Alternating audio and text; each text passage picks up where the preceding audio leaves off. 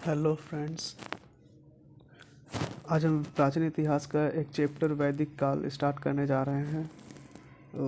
किसी भी competitive exam में इस चैप्टर से एक या दो प्रश्न हमेशा रहता है। तो पहला क्वेश्चन है, किस देवता के लिए ऋग्वेद में पुरंदर शब्द का प्रयोग हुआ है? तो इसका ऑप्शन हो जाएगा ए, इंद्र देवता।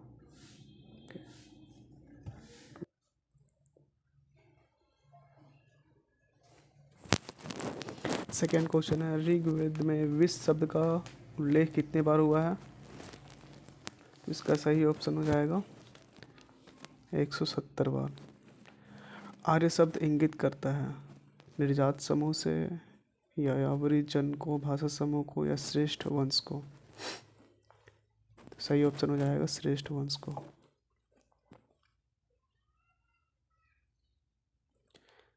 क्लासिकल संस्कृत में आर्य शब्द का अर्थ है ईश्वर में विश्वासी, एक वंशानुगत जाति, किसी विशेष धर्म में विश्वास रखने वाला या एक उत्तम व्यक्ति। सही ऑप्शन हो जाएगा एक उत्तम व्यक्ति। अगले क्वेश्चन की तरफ बढ़ते हैं। ऋग्वेद में कौन सा मंडल पूर्णतः सोम को समर्पित है? 7वां, 8वां, 9वां या 10वां? तो ऋग्वेद को 10 मंडल में बांटा गया है, जिसका 9वां मंडल जो है वो पूर्णतः सोम को समर्पित है। दूसरा और 7वां मंडल जो है वो सबसे पुराना है, जिसका संकलन सबसे पहले हो चुका था। और पहला और 10वां मंडल को जो बाद में संकलन किया गया, इसलिए वो सबसे नया मंडल है। ऋग्वेद में किस एक वैदिक साहित्य में मोक्ष की चर्चा मिलती है? ऋग्वेद, परवर्ती संहिताएं, ब्राह्मण या फिर उपनिषद? सही ऑप्शन हो जाएगा उपनिषद।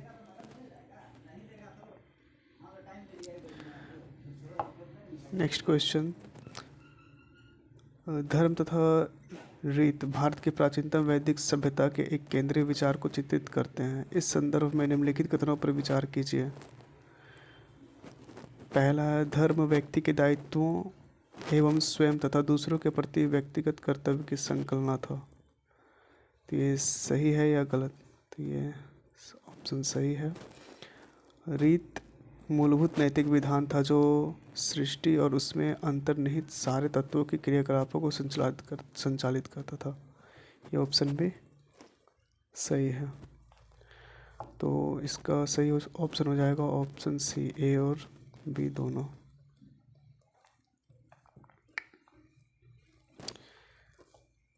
क्वेश्चन नंबर 8, प्राचीन भारत में निशाका से जाने जाते थे। तो प्राचीन भारत में निशाका जो है वो स्वर्ण आभूषण को कहते थे। निम्न में से किस नदी को ऋग्वेद में माते तमा, देवी तमा एवं नदी तमा संबोधित किया गया है? तो सरस्वती नदी को। सिंधु नदी को ऋग्वैदिक काल में सिंध बोला जाता था, और वितस्ता जो है वो झेलम नदी को बोला जाता था।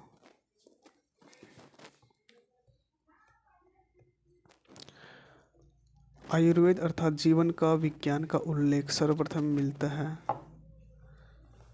तो आयुर्वेद का जो है उल्लेख सर्वप्रथम मिलता है ऋग्वेद में। प्रतिलोम विवाह तब माना जाता था। तो इसमें 4 कंडीशन दिया गया है। तो इसमें जो उच्च वर्ग की जो नारी है वो निम्न वर्ग के पुरुष के साथ अगर विवाह कर लेती थी तो उस विवाह को प्रतिलोम विवाह कहा जाता था। तो इस 4 ऑप्शन में ए बी, ऑप्शन बी सही है। आर्यकालीन शब्द अधिवास से तात्पर्य है। तो अधिवास उसको बोला जाता था जो कमर के ऊपर पहने जाने वाले वस्त्र को अधिवास कहा जाता था। निम्नलिखित में से वह दस्तकारी कौन सी है जो आर्यों द्वारा व्यवहार में नहीं लाई गई? तो मृदभांड को जो लाया गया, मृदभांड का यूज़ होता था, आभूषण भी यूज़ होता था, बढ़ई गिरी भी, जो लुहार गृह नहीं होता था, क्योंकि लोहा का खोज उस टाइम तक नहीं हुआ था, तो लोहारगिरी नहीं। महाभारत मूलतः किस रूप में जाने जाते थे? तो महाभारत को पहले जय संहिता कहा जाता था। महाभारत के रचयिता कौन है? वेद व्यास। पुराणों की संख्या कितनी है? 18।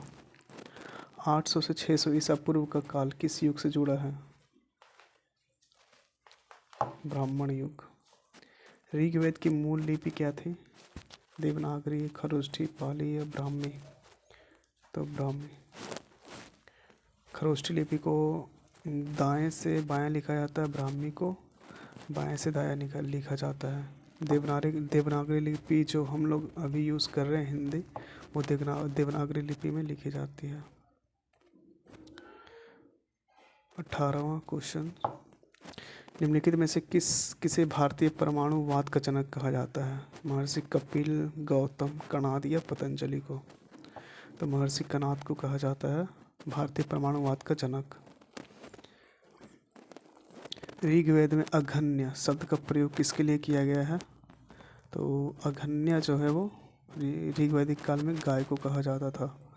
तो गाय को ही पशुधन कहा जाता था पहले। पशुधन जो है सबसे ज़्यादा अमीर वही होता था जिसके पास ज़्यादा गाय होता था, और राजा का काम भी पहले था कि गायों का रक्षा करना, गाय के लिए युद्ध भी होता था। सबसे पुराना वेद कौन सा है? ऋग्वेद सबसे पुराना है। 4 वेद है, ऋग्वेद, सामवेद, यजुर्वेद, अथर्ववेद। और जो 3 वेद जो पहले रचना हुआ है जिसका ऋग्वेद, सामवेद, यजुर्वेद का, ये तीनों वेद त्रयी में शामिल है। और अथर्ववेद जो बाद में जिसका रचना हुआ है वो वेद त्रयी में शामिल नहीं है। निम्नलिखित में से कौन सी स्मृति प्राचीनतम है? तो मनुस्मृति जो है सबसे प्राचीनतम स्मृति है। इसमें स्त्रियों तथा दलितों को बहुत ही नीचे दिखाया गया है। किस वेद में सभा को नरिष्ठी कहा गया है? अथर्ववेद, सामवेद, यजुर्वेद और ऋग्वेद। तो अथर्ववेद में जो है सभा को नरिष्ठ कहा गया है। अगले क्वेश्चन की तरफ बढ़ते हैं।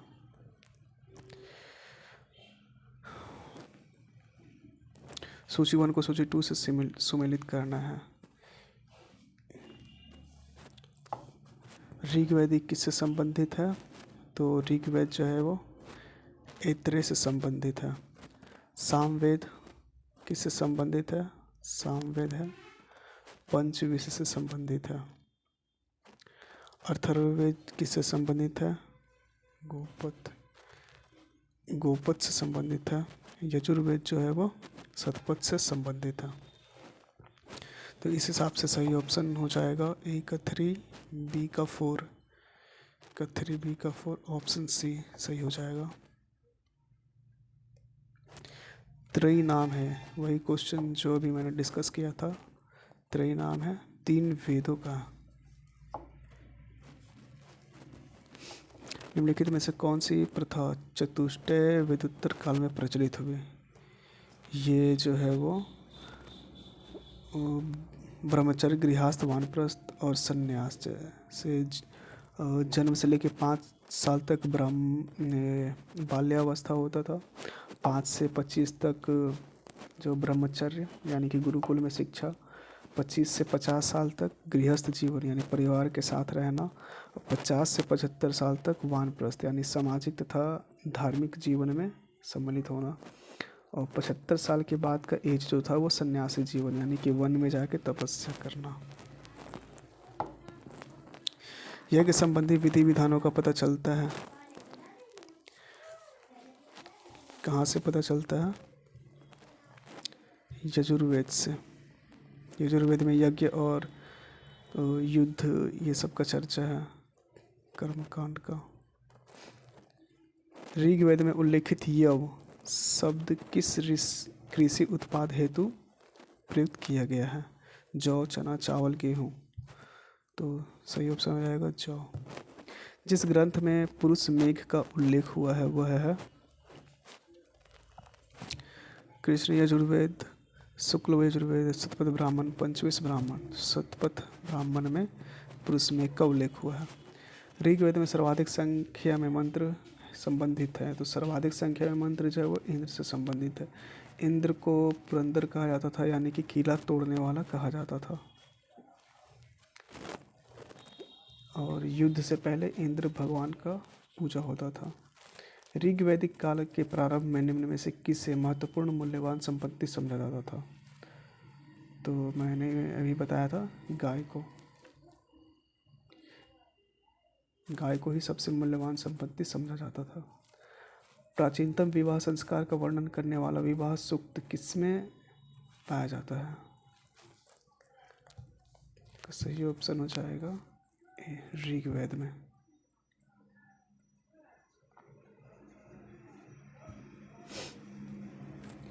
भारतीय संगीत का उद्गम किसमें खोजा जा सकता है? तो संगीत से संबंधित है सामवेद। संस्कारों की कुल संख्या कितनी है? तो 16 संस्कार।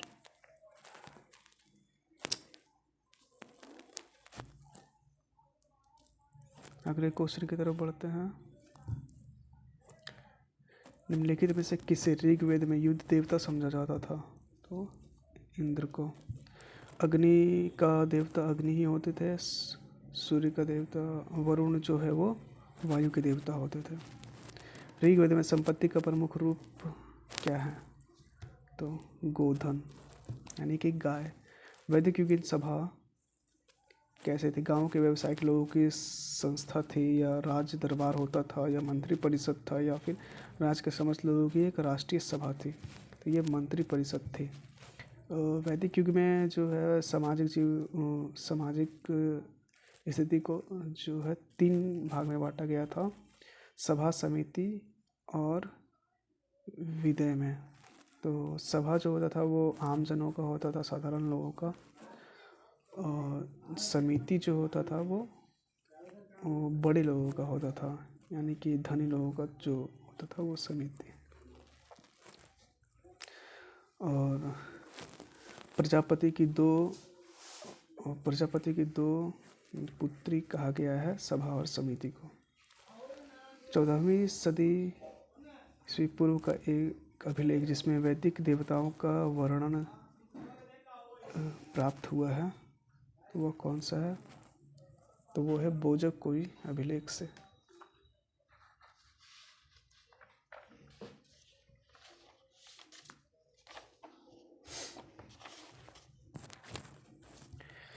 Next question.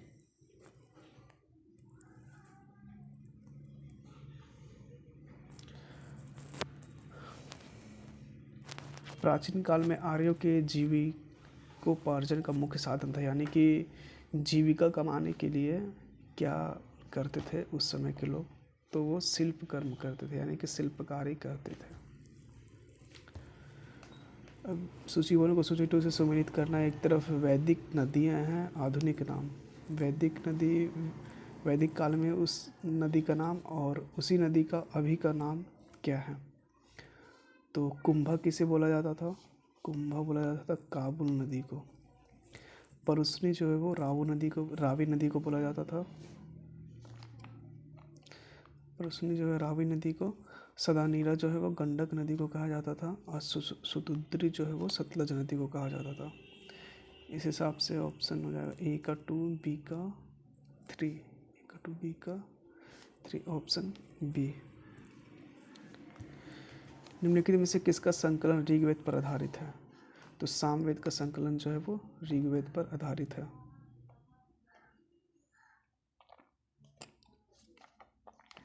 उत्तर वैदिक काल माना जाता है 1000 से 600 ईस्वी पूर्व तक। 1000 ईसा पूर्व से 600 ईसा पूर्व तक उत्तर वैदिक काल माना जाता है। एक वैदिक काल जो स्टार्ट हुआ उत्तर वैदिक काल, यानी कि जो वहाँ से उसका पतन होना स्टार्ट हुआ।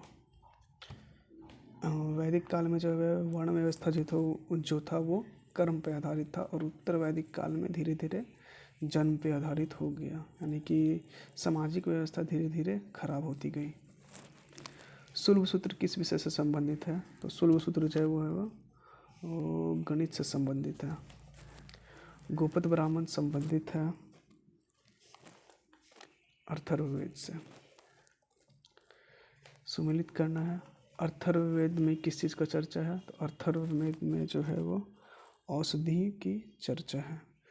ऋग्वेद में ईश्वर महिमा और यजुर्वेद में बलिदान विधि यानी कि युद्ध यज्ञ का चर्चा है। सामवेद में संगीत का चर्चा है।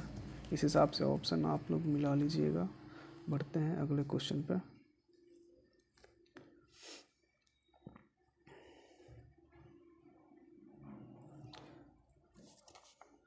उपनिषदों का मुख्य विषय है। तो उपनिषदों का मुख्य विषय है सामाजिक व्यवस्था, दर्शन, विधि या राज्य। दर्शन। निम्नलिखित में से वैदिक साहित्य का सही क्रम कौन सा है?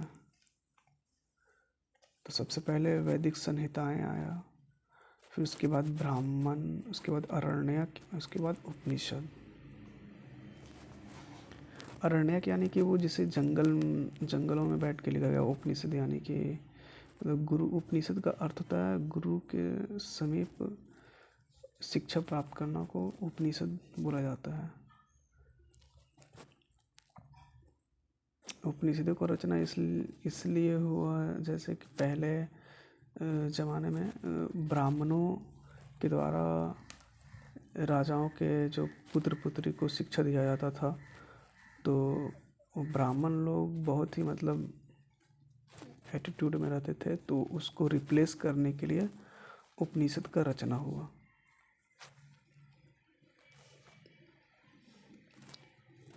प्राचीन भारतीय समाज के प्रसंग में निम्नलिखित शब्दों में से कौन सा शेष 3 के वर्ग का नहीं है?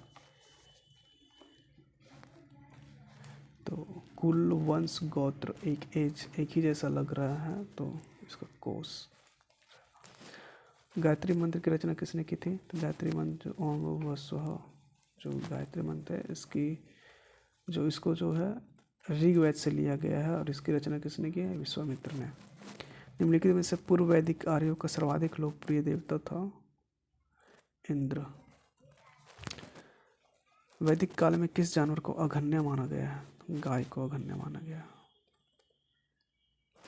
कौन से 3 वेद संयुक्त रूप से त्रयी या वेदत्रयी कहलाते हैं?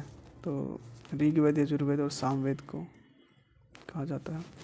ऋग्वेदिक आर्य पशुचारी लोग थे। यह इस तथ्य से पुष्ट होता है कि ऋग्वेद में गाय के अनेक संदर्भ हैं। सही है। अधिकांश युद्ध गायों के लिए लड़े गए थे। ये भी सही है। पुरोहितों को दिए जाने वाला उपहार प्रायः गाय होती थी, ना कि जमीन। ये भी सही है। तो ऑप्शन डी उपयुक्त सभी। बोगज कोई महत्वपूर्ण है क्योंकि यह मध्य एशिया एवं तिब्बत के मध्य एक महत्वपूर्ण व्यापारिक केंद्र था। यहाँ से प्राप्त अभिलेखों में वैदिक देवताओं एवं देवियों का नामोल्लेख प्राप्त हुआ है। हाँ, ये सही है। ये ऑप्शन सही है। बोगज कोई अभिलेख में वैदिक देवी देवताओं की चर्चा है। वर्ण व्यवस्था से संबंधित पुरुष सूक्त मूलतः पाया जाता है ऋग्वेद में। Rigveda option C. ऋग्वेद है। ऋग्वेद जो है वो क्या है? स्रोतों का संकलन है या कथाओं का या फिर युद्ध का ग्रंथ है या शब्दों का संकलन? यह स्रोतों का संकलन है।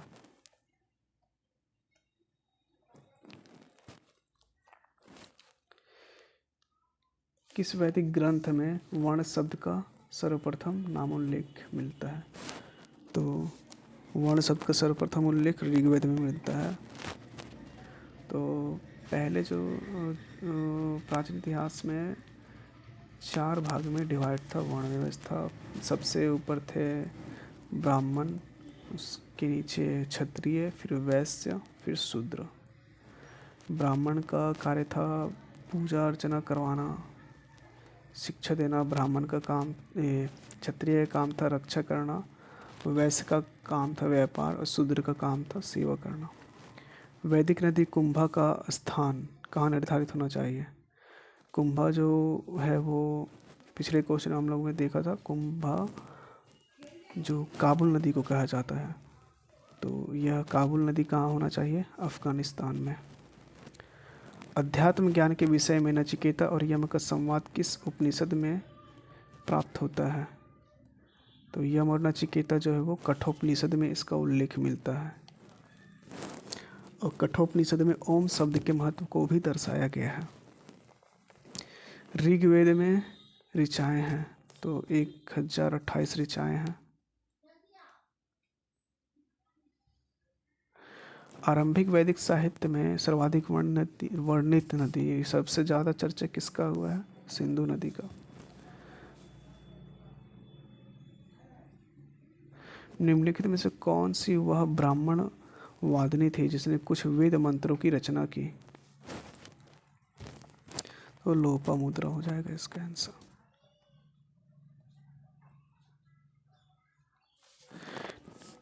निम्नलिखित 4 वेदों में किस वेद में एक जादुई माया और वशीकरण का वर्णन है? तो अथर्ववेद में जादू टोना का वर्णन है। वैदिक नदी अस्किनी की पहचान निम्नांकित नदियों में से किस एक के साथ की जाती है? अस्किनी जो है वो चिनाब नदी को कहा जाता है।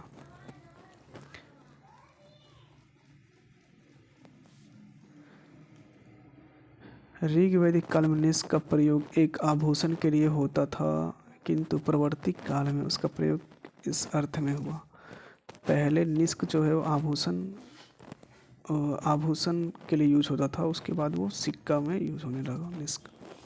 ऋग्वेद में निम्नांकित किन नदियों का उल्लेख अफगानिस्तान के साथ आर्यों का संबंध का सूचक है? तो इसका सही ऑप्शन हो जाए कुंभा या क्रम। ऋग्वेद, ये सूचीवन को सूची उससे सुमिलित करना है। ऋग्वेद स्रोत एवं प्रार्थनाएं हो जाएगा। यजुर्वेद जो है वो सामवेद जो है वो संगीतमय स्रोत हो जाएगा। यजुर्वेद स्रोत एवं कर्मकांड, और सामवेद अथर्ववेद तंत्र मन एवं वशीकरण। इस हिसाब से आप लोग ऑप्शन मिला लेंगे। ऋग्वेद संहिता का 9वां मंडल पूर्णतः किसको समर्पित है? 9वां मंडल जो है सोम को समर्पित है। सोम और इस पेपर नाम देता। उपनिषद काल के राजा और अश्वपति शासक थे। अश्वपति कहाँ के शासक थे? कैकेयी के शासक थे। किस वेद में सभा और समिति को प्रजापति की 2 पुत्रियां कहा गया है? तो अथर्ववेद में जो है सभा और समिति को प्रजापति की 2 पुत्रियां कहा गया है। नेक्स्ट क्वेश्चन की तरफ बढ़ते हैं। ऋग्वैदिक काल में जनता निम्न में से मुख्यतः किसमें विश्वास करती थी? तो बलि एवं कर्मकांड में विश्वास करते थे। ऋग्वैदिक काल में निष्क किस अंग का आभूषण था? निष्क जो है वो गले का आभूषण था। वैदिक युग में प्रचलित लोकप्रिय शासन प्रणाली थी। तो वैदिक युग में शासन प्रणाली जो थी वो राजतंत्र था, वो वंश परंपरागत राजतंत्र था। सर्ग प्रतिसर्ग वंश मनवंतर एवं वंशानुचित संकेतक हैं, तो ये पुराणों के संकेतक हैं। अवेस्ता और ऋग्वेद में समानता है। अवेस्ता किस क्षेत्र से संबंधित है? अवेस्ता जो ईरान से संबंधित है। ऋग्वैदिक धर्म था। ऋग्वेद में बहुत सारे देवताओं को माना जाता था। वायु के देवता अलग, तूफान के देवता अलग, और जो पशुओं के देवता अलग। पशुओं के देवता को रुद्र कहा जाता था, तूफान के देवता को मारुत कहा जाता था, जंगल के देवता को सोम कहा जाता था, वायु के देवता को वरुण कहा जाता था। तो इस तरह से इसका ऑप्शन क्या हो जाएगा? बहुदेववादी। सांख्य, योग, न्याय, वैशेषिक, मीमांसा एवं वेदांत, इन 6 निम्न भारतीय दर्शनों की स्पष्ट रूप से अभिव्यक्ति हुई कहाँ पे? तो वैदिक युग में। निम्नलिखित अभिलेखों में से कौन सा ईरान से भारत में आर्यों के आने की सूचना देता है? तो बोगज कोई अभिलेख से। गोत्र शब्द का प्रयोग सर्वप्रथम हुआ है। गोत्र शब्द का प्रयोग सर्वप्रथम कहाँ हुआ है? ऋग्वेद में। निम्नलिखित में से किसने आर्यों के आदि देश के बारे में लिखा था? तो बाल गंगाधर तिलक ने लिखा था आर्यों के आदि देश के बारे में। श्रीमद् भागवत गीता मौलिक रूप से किस भाषा में लिखी गई थी? संस्कृत में लिखी गई थी। सम्मिलित करना है, तो बार बार क्वेश्चन रिपीट हो रहा है। अथर्ववेद जो है औषधियों से संबंधित है। ऋग्वेद जो है वो ईश्वर महिमा से संबंधित है। यजुर्वेद जो है बलिदान विधि से संबंधित है। सामवेद जो संगीत से संबंधित है। पूर्व वैदिक आर्यों का धर्म मुख्यतः क्या था? तो पूर्व वैदिक आर्यों का मुख्य धर्म था प्रकृति पूजा और यज्ञ। Option C. सर्वाधिक ऋग्वैदिक सूक्त समर्पित हैं, तो ये इंद्र को समर्पित है। ऋग्वेद में उल्लिखित प्रसिद्ध 10 राजाओं का युद्ध किस नदी के किनारे लड़ा गया? तो 10 राजाओं का युद्ध जो है वो परुस्नी नदी के किनारे लड़ा गया।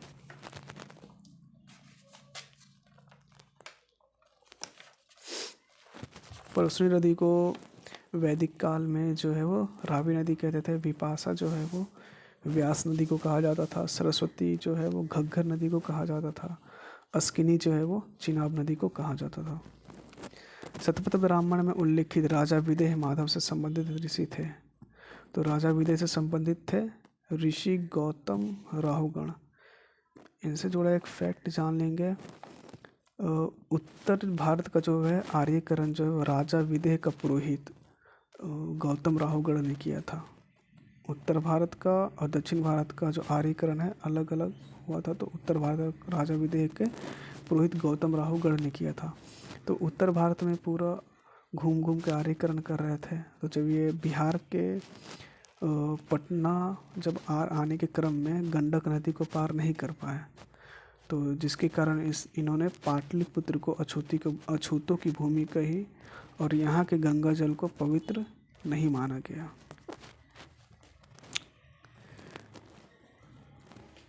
नेक्स्ट क्वेश्चन, गायत्री मंत्र किस पुस्तक में मिला है? तो गायत्री मंत्र जो है वो ऋग्वेद में। वैदिक गणित का महत्वपूर्ण अंग है सुलभ सूत्र। स्वतमेव जयते कहाँ से लिया गया है? स्वतमेव जयते है वो मुंडक उपनिषद से लिया गया है। मनुस्मृति में स्त्रियों दलितों की चर्चा है, जिसको बहुत नीचा दिखाया गया है स्त्रियों दलितों को। ऋग्वेद को 10 मंडल में बांटा गया है और ऋग्वेद से जो है गायत्री मंत्र लिया गया है। भगवद गीता